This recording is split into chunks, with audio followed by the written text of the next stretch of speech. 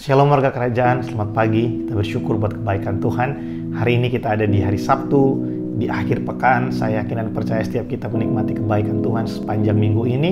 Pagi hari ini saudara, mari sama-sama kita buka Alkitab kita dari Mazmur pasal yang ke-121. Kita akan melihat satu pasal ini saudara. Hanya ada 8 ayat, tapi 8 ayat ini sangat powerful menguatkan setiap kita. Saya akan bacakan buat setiap kita. Mazmur pasal 121 ayat pertama sampai dengan ayat yang ke-8. Demikian firman Tuhan. Nyanyian ziarah. Aku melayangkan mataku ke gunung-gunung. Dari manakah akan datang pertolonganku? Pertolonganku ialah dari Tuhan yang menjadikan langit dan bumi. Ia takkan membiarkan kakiku goyah, penjagamu tidak akan terlelap. Sesungguhnya tidak terlelap dan tidak tertidur penjaga Israel. Tuhanlah penjagamu, Tuhanlah naunganmu di sebelah tangan kananmu. Matahari tidak menyakiti engkau pada waktu siang, atau bulan pada waktu malam. Tuhan akan menjaga engkau terhadap segala kecelakaan. Ia akan menjaga nyawamu. Tuhan akan menjaga keluar masukmu dari sekarang sampai selama-lamanya. Wow. Saudara, Mazmur ini ditulis oleh Raja Daud ketika dia merenungkan apa yang Tuhan lakukan dalam kehidupannya selama dia dikejar-kejar oleh musuh. Kita ketahui bahwa kehidupan Raja Daud tidak pernah lepas dari namanya peperangan, saudara. Dan Daud berkata, aku melayangkan pandanganku, mataku ke gunung-gunung. Gunung-gunung berbicara sesuatu yang lebih tinggi, yang lebih besar. Mungkin Daud ketika dikejar-kejar oleh musuhnya, dikejar-kejar oleh Saul, dia mencari pertolongan dari orang-orang yang lebih hebat dari Saul, orang-orang yang lebih punya kuasa, punya kemampuan, punya power dari Saul. Dia mencari pertolongan di luar Tuhan, dan akhirnya dia menemukan bahwa semua itu tidak bisa menolong dia. Sampai dia berkata, sesungguhnya pertolonganku hanya berasal dari Tuhan. Dan di ayat berikutnya dia berkata, Tuhan bukan hanya menjadi penolong biasa-biasa buat Daud. Tuhan bukan hanya menolong Daud satu kali, tapi Daud berkata di situ, Tuhan tidak pernah terlelap. Kalau saudara lihat ayat yang keempat, dia katakan seperti ini. Sesungguhnya tidak terlelap dan tidak tertidur penjaga Israel. Ayat yang ketiga, firman Tuhan berkata, ia takkan membiarkan kakimu goyah, penjagamu tidak akan terlelap. Daud berkata, sekalipun mungkin musuh yang di depanku itu lebih jago, lebih besar dari aku, tapi Tuhan itu tidak pernah terlelap. Tuhan selalu memandang aku dan melihat aku. Saudara, saya pernah membagikan satu kalimat buat setiap kita. Dalam kehidupan ini kita tidak akan pernah bisa lepas dari yang namanya persoalan dan tantangan. Kita tidak akan pernah lepas dari yang namanya pergumulan. Selama kita masih tinggal di dalam dunia, pasti akan ada hal-hal yang kita hadapi dalam kehidupan kita, yang sukar, yang sulit. Ada persoalan-persoalan yang berat, terutama di tengah-tengah masa pandemi ini. Tapi saya ingin kasih tahu, ada kabar pengharapan bagi setiap kita. Penjagamu tidak akan pernah terlelap. Dia tidak akan membiarkan kakimu goyah. Saudara, Tuhan adalah kota benteng kita. Tuhan adalah perisai kehidupan kita. Kalau Tuhan izinkan sesuatu terjadi dalam hidup kita, Tuhan tidak pernah izinkan itu terjadi sendirian.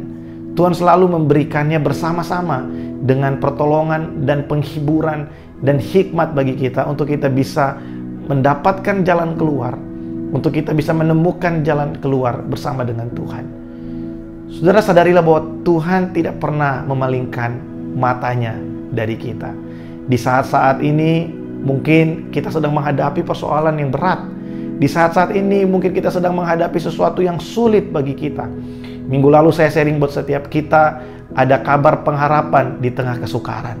Saudara, Tuhan adalah kota benteng kita. Tidak peduli seberapa besar persoalan yang saudara hadapi, tidak peduli seberapa dahsyat pergumulanmu, seberapa besar pergumulanmu, saya mau kasih tahu bahwa penjagamu tidak pernah terlelap. Kita bisa lelah, kita bisa capek, tapi Tuhan tidak pernah terlelap. Saudara, bukan kita yang memegang Tuhan, tapi Tuhanlah yang memegang kita. Kalau kita yang memegang Tuhan, kita bisa capek, saudara. Kita bisa kecewa dengan keadaan. Kita bisa lemah dalam kepercayaan kita kepada Tuhan. Tapi kita bersyukur karena bukan kita yang memegang Tuhan, tapi Tuhanlah yang memegang kita. Makanya Daud tadi berkata, penjagamu tidak akan terlelap. Dia tidak akan membiarkan kakimu goyah. Tuhan yang memegang kaki kita, Tuhan yang memegang kehidupan kita, sehingga kita tidak akan tergoyahkan. Mungkin di sekeliling kita hari ini ada banyak berita-berita yang kurang baik, berita-berita yang tidak baik, tapi kita bersyukur karena Tuhan menuntun kita dengan firman-Nya, bukan dengan keadaan di sekeliling kita. Di tengah-tengah masa-masa ini, saudara, saya mengajak setiap kita, mari kuatkan kepercayaanmu pada Tuhan. Mari kuatkan imanmu di dalam Tuhan.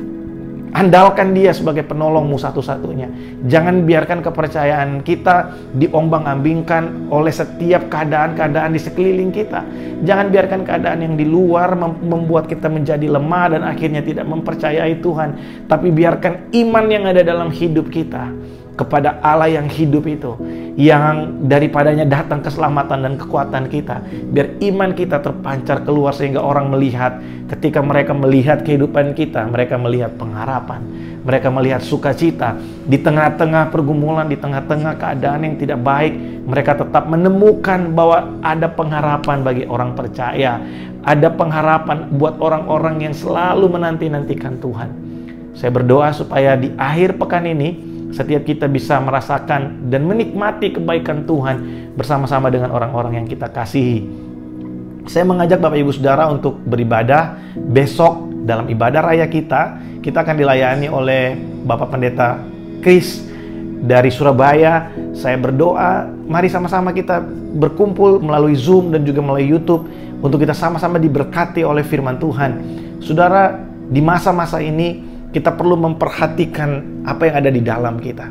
Semangat kita untuk kita beribadah. Jangan biarkan karena keadaannya mungkin kita ibadah online, sehingga kita ibadah sambil makan. Kita kehilangan rasa hormat, respect sama Tuhan. Mari kita berikan waktu yang terbaik untuk beribadah.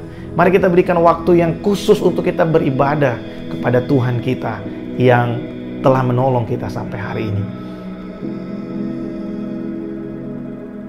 Pagi hari ini, mari sama-sama kita berdoa. Tuhan, terima kasih buat berkat-Mu, kasih setiamu yang ajaib buat kami. Pagi hari ini kami bersyukur buat sepanjang minggu yang luar biasa. Kami menyerahkan kehidupan kami dalam tangan-Mu. Hamba berdoa, berkati umat-Mu Tuhan, dimanapun berada. Biar setiap kami menikmati sukacita dari Engkau, menikmati damai sejahtera dari Tuhan. Berkati umat-Mu ya Tuhan. Tolong setiap kami. Kami percaya bahwa bukan kami yang pegang Engkau, tapi Engkau yang pegang kami dengan tangan-Mu yang dahsyat dan ajaib. Sehingga kami tidak akan mungkin bisa tergoyahkan. Karena tangan Tuhan yang hebat yang memegang kehidupan kami. Terpuji nama-Mu ya Tuhan. Dalam nama Yesus kami berdoa. Amin.